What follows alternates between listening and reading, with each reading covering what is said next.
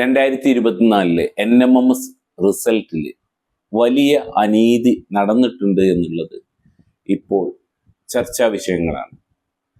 മുഖ്യധാര മാധ്യമങ്ങളൊക്കെ NMMS പരീക്ഷയിലെ അനീതി അല്ലെങ്കിൽ വിവേചനം ഉയർത്തിപ്പിടിക്കുന്നുണ്ട്.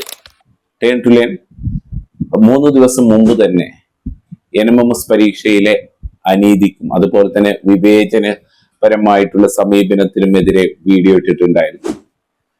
ഇപ്പോ ഇന്ന് NMMS പരീക്ഷയുടെ ഒഫീഷ്യൽ കട്ട് ഓഫ് അവൈലബിൾ ആയിട്ട് ആ കട്ട് ഓഫിന്റെ വീഡിയോ എത്രയാണ് കട്ട് ഓഫ് എന്നുള്ളത് വീഡിയോ ആയിട്ട് ചെയ്തിട്ടുണ്ട്. അതുപോലെ തന്നെ നിങ്ങൾക്ക് ഇപ്പോൾ സ്ക്രീനിൽ കാണാം ഈ വർഷത്തെ ഒഫീഷ്യലി ഡിക്ലെയർഡ് ആയിട്ടുള്ള കട്ട് ഓഫ് എത്രയെന്നുള്ളത്.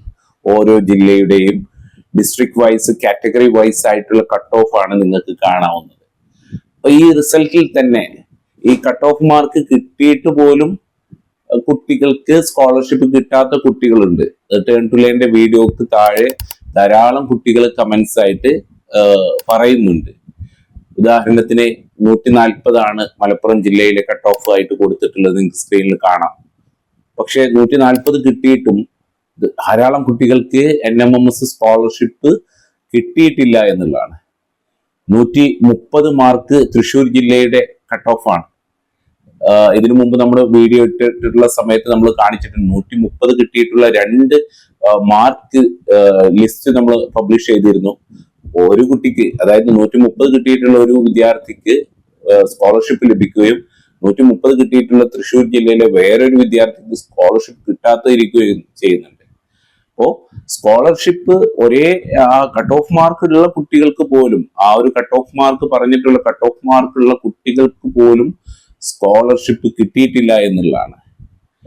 ഇനി ഈ സ്കോളർഷിപ്പിലെ വിവേചനം എന്താണെന്ന് നമുക്ക് നോക്കാം. 140 മാർക്ക് കിട്ടിയിട്ടും ക്വാളിഫൈ അല്ലെങ്കിൽ 140 മാർക്ക് കിട്ടിയിട്ടും സ്കോളർഷിപ്പ് കിട്ടാത്ത മലപ്പുറം ജില്ലയിലെ ഒരു കുട്ടി, ആ കുട്ടി 180-ല് 140 മാർക്ക് വാങ്ങുമ്പോൾ ആ കുട്ടിയുടെ പെർസെന്റേജ് 78% ആണ്. ഓർക്കണം, 180 മാർക്കിന്റെ പരീക്ഷയിൽ 140 മാർക്ക് ഒരു കുട്ടി നേടിയിട്ടും സ്കോളർഷിപ്പ് കിട്ടിയിട്ടില്ല എന്നുള്ളത്. അതേ സമയത്ത് പത്തനംതിട്ടയിലെ സ്കോളർഷിപ്പ് അതേ കാറ്റഗറി ജനറൽ കാറ്റഗറിയിലെ കട്ട് ഓഫ് നിങ്ങൾക്ക് നോക്കിയാൽ കാണാൻ പറ്റുന്ന എത്രയാണ്? 116 ആണ്. ആ 116 എന്നുള്ളത് 116 കിട്ടിയിട്ടുള്ള ഒരു പത്തനംതിട്ടയിലെ ജില്ലയിലെ ഒരു കുട്ടിക്ക് എന്തുണ്ട്? സ്കോളർഷിപ്പ് ഉണ്ട്. ഇവരെക്കാളും എത്ര മാർക്കിന് ഡിഫറൻസ് ഉണ്ട്? 24-25 മാർക്കിന് ഡിഫറൻസ് ഉണ്ട് മലപ്പുറം. ഓക്കെ, 116 മാർക്ക് കിട്ടിയ ഒരു കുട്ടി പത്തനംതിട്ടയിലെ സ്കോളർഷിപ്പ് വാങ്ങുന്നു. അതേ കാറ്റഗറിയിൽ പെട്ടിട്ടുള്ള മലപ്പുറം ജില്ലയിലുള്ള ഒരു കുട്ടിക്ക് 26 മാർക്ക് അധികം കിട്ടിയിട്ട് പോലും സ്കോളർഷിപ്പിന് അർഹരല്ല. ഇതാണ് വിവേചനം. ഇതാണ് മാധ്യമങ്ങളൊക്കെ ഉയർത്തിപ്പിടിക്കുന്ന വിവേചനം. ഓക്കെ, അപ്പോ ഈ ഒരു കാര്യമാണ് ശ്രദ്ധിക്കേണ്ടതായിട്ടുള്ളത്. ഇത്തരത്തിലുള്ള അനുഭവങ്ങൾ നിങ്ങൾക്ക് കൂടെ പഠിക്കുന്നവർക്കൊക്കെ ഉണ്ടായിട്ടുണ്ടാവും. അപ്പോൾ നിങ്ങളുടെ മാർക്ക് എത്രയാണ്? കട്ട് ഓഫ് ലെവലിലുള്ള മാർക്ക് കിട്ടിയിട്ട് നിങ്ങൾക്ക് സ്കോളർഷിപ്പ് കിട്ടിയിട്ടുണ്ടോ ഇല്ലയോ എന്നുള്ളത് നിങ്ങൾ ഈ വീഡിയോയുടെ താഴെ നിങ്ങൾ എന്ത് ചെയ്യണം? കമന്റ് ആയിട്ട് രേഖപ്പെടുത്തണം. ഇതിനുള്ള പ്രതിവിധി എന്നുള്ളത് നമുക്ക് പരീക്ഷാ ഭവനിലേക്ക് കാര്യങ്ങൾ ഉണർത്തിക്കൊണ്ട് മെയിലായിട്ടും അതുപോലെ തന്നെ അത് പരീക്ഷാ ഭവന്റെ മുന്നിൽ എത്തിക്കുക എന്നുള്ളതാണ്. വളരെ സങ്കടകരമായിട്ടുള്ള വാട്സപ്പ് മെസ്സേജുകളും അതുപോലെ തന്നെ വീഡിയോക്ക് താഴെ വരുന്ന കമന്റ്സുകളൊക്കെ വായിക്കുന്ന സമയത്ത് സത്യത്തില് വിഷമമുണ്ട്. നന്നായിട്ട് അധ്വാനിച്ച് പഠിച്ചിട്ടും ഈ 140ഓളം മാർക്ക് പഠിച്ച് നേടിയിട്ടും സ്കോളർഷിപ്പ് കിട്ടാത്ത കുട്ടികളുടെ മനോവിഷമം.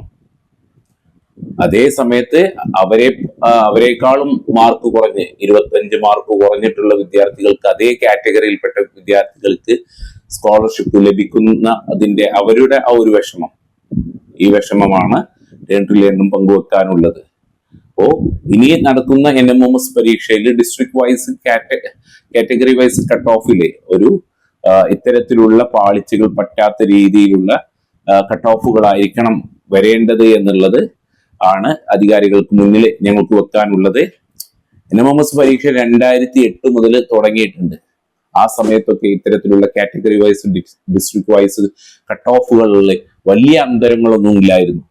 ഉദാഹരണത്തിന് തൃശ്ശൂർ ജില്ലയിലെ കട്ട് ഓഫ് 95 ആണെങ്കിൽ 98 ആയിരിക്കും മലപ്പുറം ജില്ലയിലെ കട്ട് ഓഫ്. ഒരു 3-4 മാർക്കിന്റെ ഡിഫറൻസ്, അതൊരിക്കലും വലിയൊരു ഇത്തരത്തിലൊരു വലിയൊരു വൈരുദ്ധ്യം, കട്ട് ഓഫിൽ വൈരുദ്ധ്യം കാണാറില്ല. 116ഉം 140ഉം എത്രയാണ്?